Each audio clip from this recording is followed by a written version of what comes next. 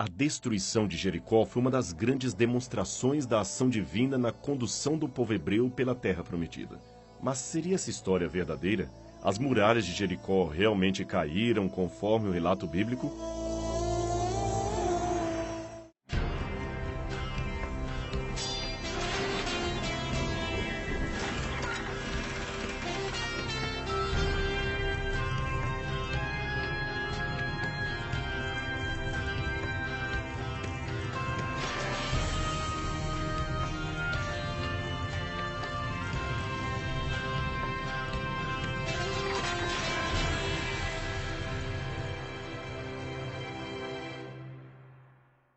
A conquista da cidade de Jericó, feita pelo povo de Israel, conduzido por Josué, aparece narrada no capítulo 6 do livro de Josué e situa-se cerca de 1400 anos antes de Cristo, quando os israelitas chegaram à Terra Prometida. Após atravessarem o Rio Jordão, a primeira cidade inimiga que encontraram foi Jericó, um centro estratégico com muitas riquezas. Rodeada por muralhas altas e poderosas, Jericó abrigava em seu interior os cananeus que viviam ali, com um rei, serviços secretos de inteligência e um valoroso exército. Os israelitas, pelo contrário, eram um agrupamento de tribos descendentes de escravos que 40 anos antes haviam fugido da escravidão do Egito. Como é que um bando de ex-escravos e filhos de escravos poderia conquistar o território de Canaã se a primeira cidade já parecia inconquistável? Nesse momento, Deus falou a Josué e explicou-lhe a estratégia que deviam utilizar para vencer e destruir Jericó. Era um ritual estranho. Durante 7 dias, marchariam em círculo à volta da cidade com a Arca da Aliança. Os sacerdotes iriam tocando as trombetas enquanto o resto do povo acompanhava com solene silêncio. Eles dariam uma volta por dia e voltariam para o acampamento. No 7º dia, porém, rodeariam 7 vezes a cidade. E na última volta, gritariam o máximo que pudessem, tocariam as trombetas. E nesse dia, as muralhas vieram abaixo. As trombetas que Josué usou certamente não eram de metal, mas eram feitas de chifre de carneiro, como essa que eu tenho aqui na mão e que os judeus chamavam de shofar. É claro que o evento não foi natural. É difícil imaginar que uma simples trombeta como aquela tenha feito um som capaz de entrar em ressonância com o muro e parti-lo. Aquilo foi uma intervenção direta de Deus, com a participação, é claro, de seres humanos que tiveram o privilégio de atuar no propósito divino.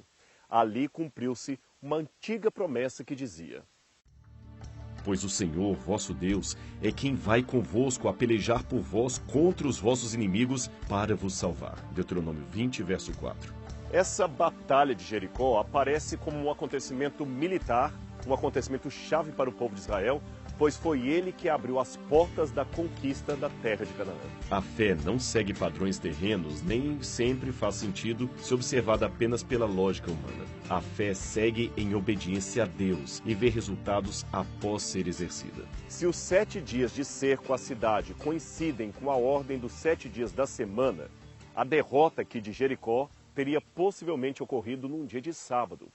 A ordem era queimar tudo e não tomar nada para si, pois tudo era oferecido a deuses ou ídolos pagãos, e o Deus de Israel não queria que seu povo se contaminasse com a idolatria, nem possuísse coisas como fruto de uma pilhagem, pois pilhagem não era algo que Deus queria.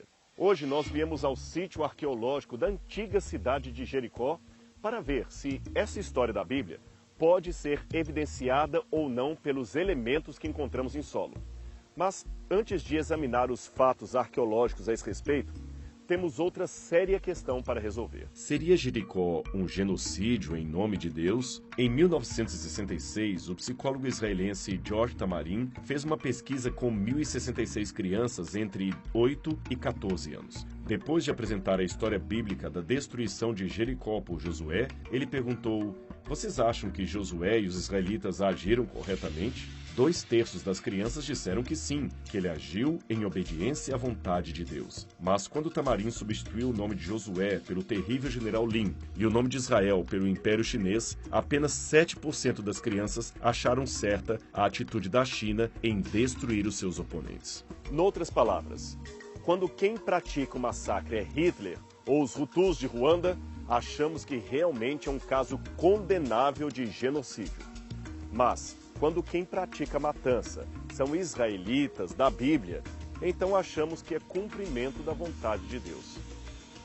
Esse realmente parece ser um ponto de desequilíbrio da fé. Como podemos responder a esta séria acusação? Será que realmente os céticos e ateus têm em mãos um argumento que religiosos não têm honestamente como responder?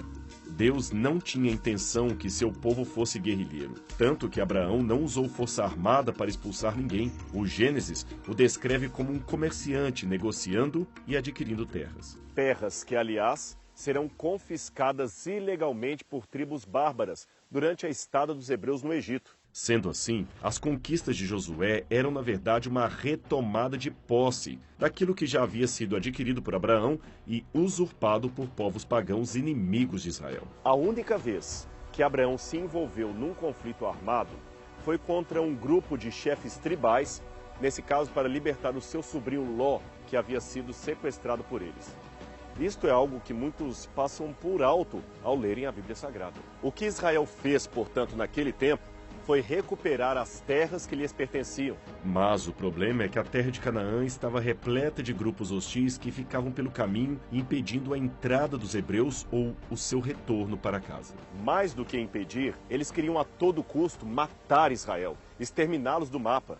Por isso eles foram obrigados, eles, os israelitas, a pegarem armas.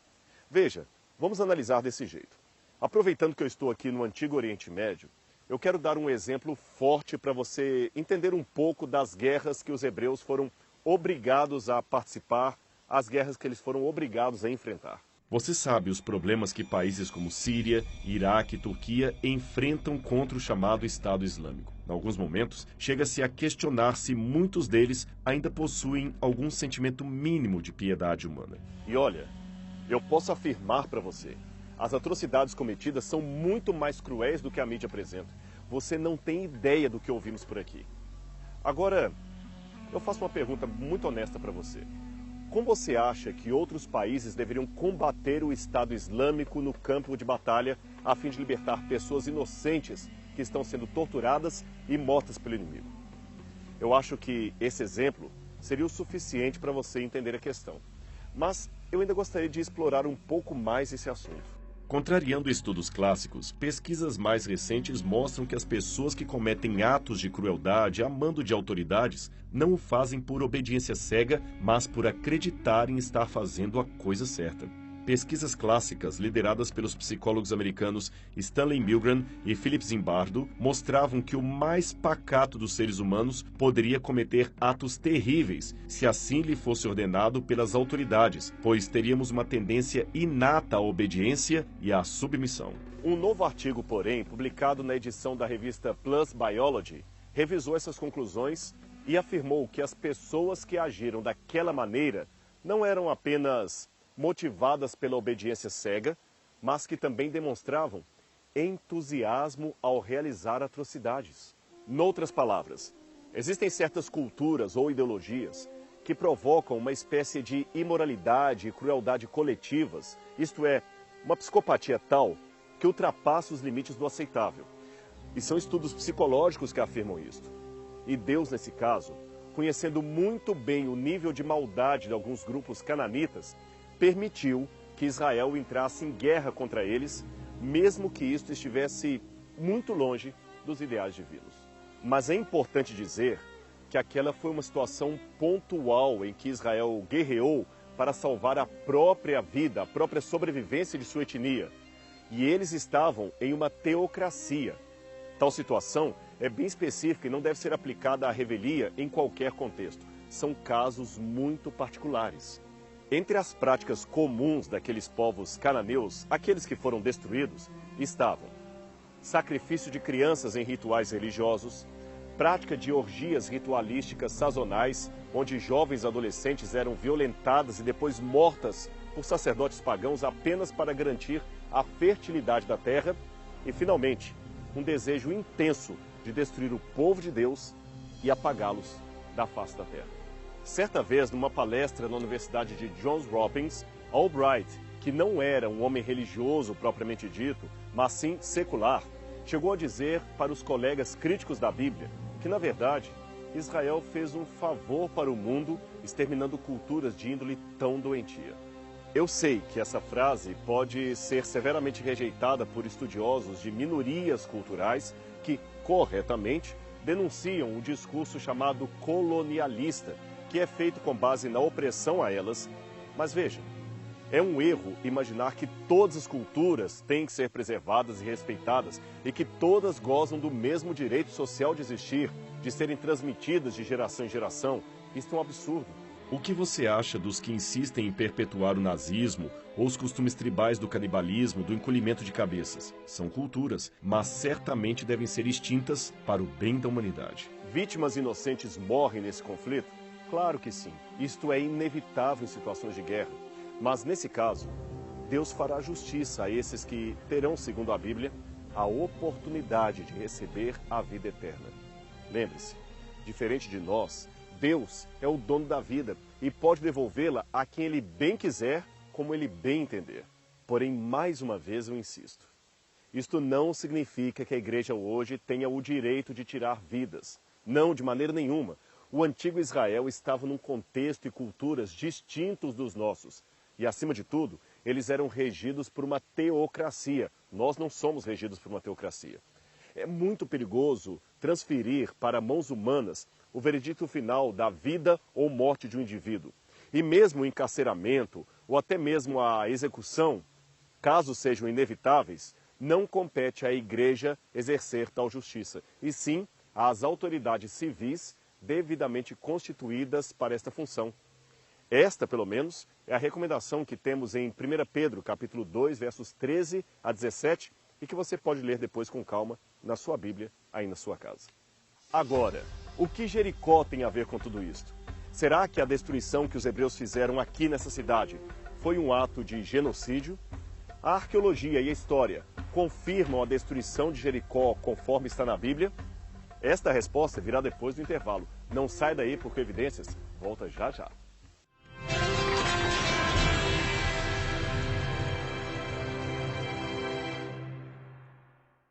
Chega a ser engraçado, mas a primeira vez que Jericó foi visitada, ainda no século XIX, pelo explorador Edward Robinson, ela foi confundida como sendo uma colina de lixo e nada mais.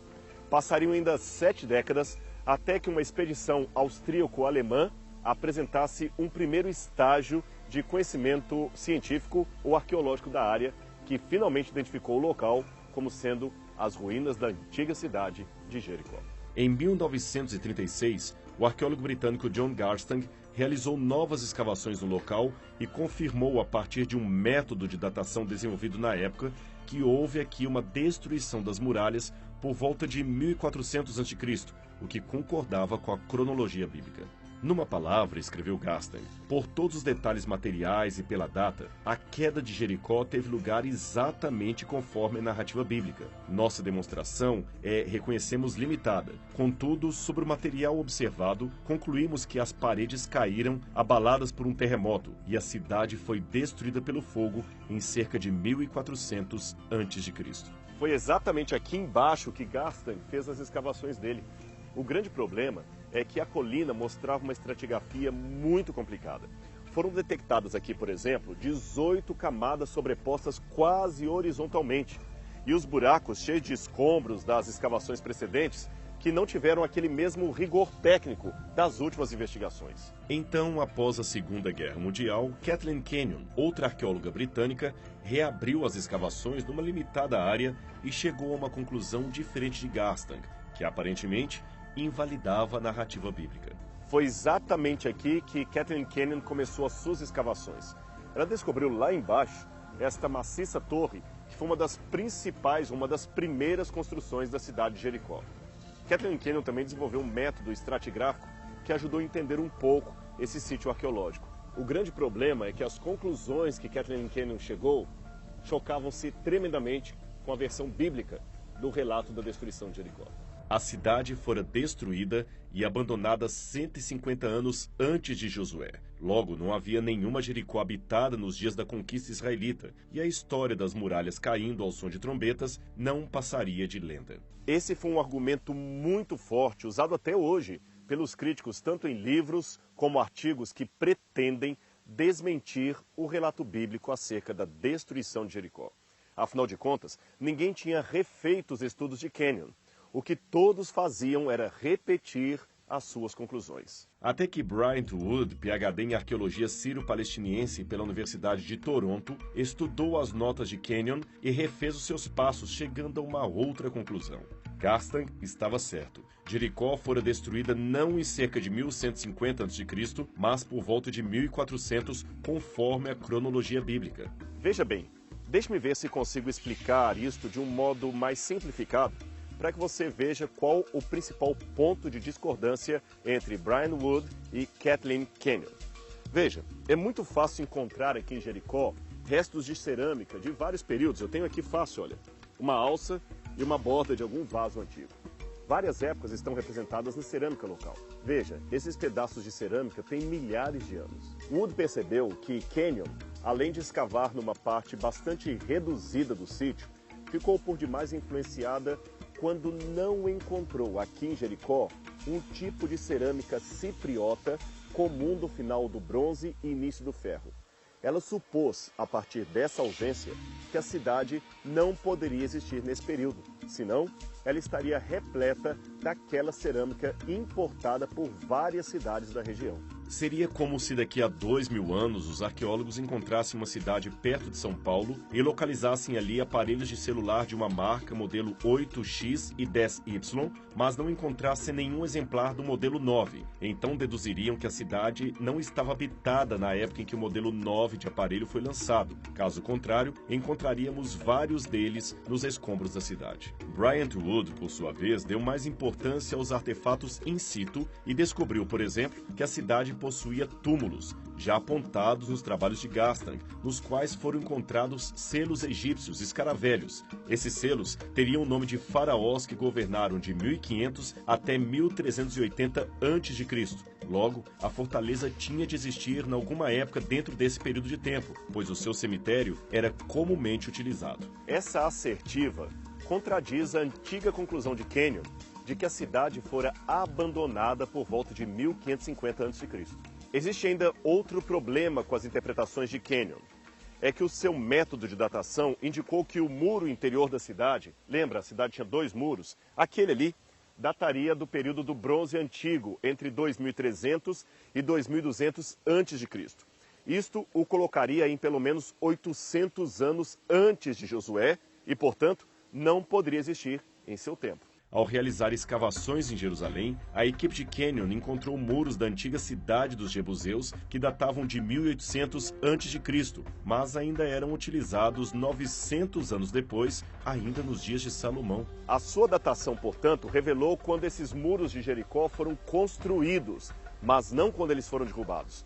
Ademais, escavações em outras antigas cidades revelam que sólidos muros como estes se mantiveram firmes por séculos e séculos, protegendo a população local. Agora, ainda que não se aceite datar Jericó dentro de uma cronologia bíblica, nós somos obrigados a admitir que a sua destruição encaixa-se muito bem com o que está descrito em Josué capítulo 6, versos 1 a 27. E até Kathleen Kenyon admitia isso. Esse é um dado que os críticos não podem negar. Você quer ver? Então, vem comigo que eu te mostro. A cidade mostra sinais claros que foi derrubada por algum abalo sísmico ou coisa parecida. Lembra, ela tinha 2 muros, como você pode ver, um muro interno e outro aqui. E o mais curioso é que esses muros caíram de dentro para fora. Qualquer um pode ver nitidamente isso aqui. E o mais curioso é que se fosse apenas um terremoto, todos os muros da cidade poderiam ter caído, mas apenas esta parte aqui e mais uma outra lá atrás caíram. Na nossa opinião, do ponto de vista arqueológico, foi por aqui que o exército de Josué entrou e atacou a cidade. Não foi definitivamente um ataque militar comum que normalmente derrubaria as muralhas para dentro com o uso de um ariete, isto é, uma máquina de guerra para abater muralhas com um forte pedaço de madeira. Seria, portanto, esta queda que eu vejo aqui como arqueólogo, aquela provocada pelas trombetas de Josué? É razoável, é possível, mas as evidências não param por aqui. Existe algo mais que eu quero mostrar para você. Vem comigo. Veja, logo aqui em cima, após os muros serem derrubados, a cidade foi queimada. Veja aqui, as marcas de queimado podem ser vistas nessas cinzas que estão aqui. É aqui que tudo indica que houve um incêndio e uma queda dos muros, mais uma vez repito, de fora para dentro, e tudo num mesmo evento. Esse é um dado claro da arqueologia e os especialistas concordam com ele. Novamente, nós vemos a coincidência com o texto bíblico. Veja o que a Bíblia diz. Depois incendiaram a cidade inteira e tudo que nela havia. Josué 6:24. As evidências mostram que a destruição da cidade de Jericó aconteceu numa época posterior à colheita, imediatamente após a colheita. E por que deduzimos isto? Aqui você tem vários pedaços de cerâmica que na verdade eram potes, jarros para guardar cereais. E muitos desses jarros, esses aqui estão quebrados, muitos que foram encontrados inteiros, estavam repletos de cereais. O que isso nos leva a entender? Esses vasos, por estarem cheios de cereais, demonstram que a cidade foi atacada depois de uma colheita, porém ela não foi saqueada. Isso é curioso, porque um exército entraria na cidade, atacaria a cidade e não sacaria a comida da cidade. Mais uma vez, esta evidência arqueológica está de acordo com o texto bíblico, no qual diz que Deus ordenou aos hebreus que destruíssem a cidade, mas não saqueassem nada de seu interior. A cidade, com tudo o que nela existe, será consagrada ao Senhor para destruição. Somente a prostituta Raabe e todos os que estão com ela em sua casa serão poupados, pois ela escondeu os espiões que enviamos. Mas fiquem longe das coisas consagradas, não se apossem de nenhuma delas, para que não sejam destruídas. Do contrário, trarão destruição e desgraça ao acampamento de Israel. Josué 6, 17 e 18. Mas falando em Raabe, seu nome nos traz algumas perguntas. Como a casa dela não foi destruída se ficava no muro da cidade e os muros caíram?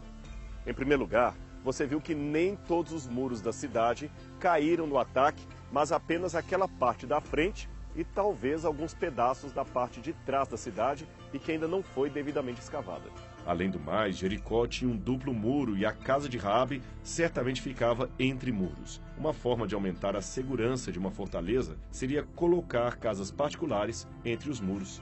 Ainda sobre Raabe, o fato da vida dela ser poupada, sendo ela uma prostituta e havendo mentido aos emissários do rei de Jericó, não significa que Deus estivesse endossando os pecados da mentira e do adultério explicitamente condenados nos 10 mandamentos. O que muitos leitores precisam entender é que a Bíblia não endossa tudo aquilo que descreve.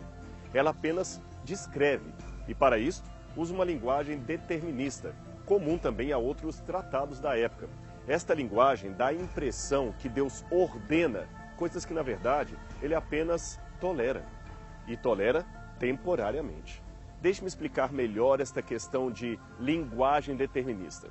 Na cultura do Antigo Oriente Médio, era comum as pessoas se expressarem, usando a divindade como autor de todo e qualquer acontecimento ocorrido na história da humanidade. Esta linguagem indica que tudo seria mais ou menos semelhante a quando dizemos a um paciente: se Deus quiser, você ficará logo bom e terá alta. Mas isto é apenas uma expressão idiomática que não pode ser tomada ao pé da letra. Se ele não ficar bom e morrer no hospital, isso não quer dizer que Deus desejou o seu sofrimento.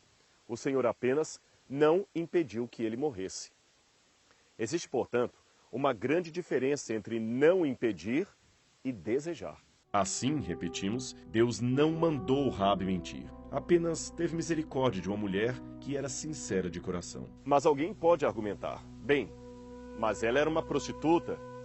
Ora, não sabemos as razões sociais que levaram Raabe e outras milhares de jovens do mundo inteiro à prostituição. Não podemos ser juízes das pessoas nem julgá-las com o nosso código de valores. Muitas são vítimas de abuso, estupro, sequestro e outras tantas violências sociais que as encaminharam para esta vida. Elas tentam de todo modo, a todo custo, sair deste mundo.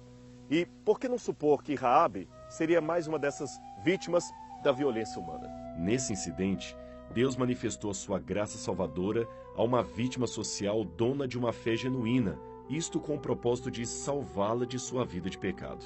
O mesmo poder regenerador que atuaria na vida da mulher adúltera durante o ministério de Cristo também transformou a vida da prostituta de Jericó. E o mesmo amor compassivo que perdoaria a negação de Pedro também perdoou a sua mentira. A galeria dos heróis da fé, descrita em Hebreus capítulo 11, da qual Raabe faz parte, não é composta por santos que nunca pecaram. Ela antes fala de pessoas bem humanas, com suas falhas, características, defeitos, pessoas que alcançaram pela graça divina a vitória sobre o pecado. Pessoas, enfim, como eu e você, carentes de Deus e de salvação. Se você entender isto, compreenderá o sentido da palavra graça e sua vida, meu amigo, será muito mais feliz. Mas agora é hora de dizer até logo, pois o programa Evidências de hoje chegou ao fim. Mas não perca o nosso próximo encontro semana que vem, aqui na TV Novo Tempo, para mais uma aventura pelas terras bíblicas. Até lá!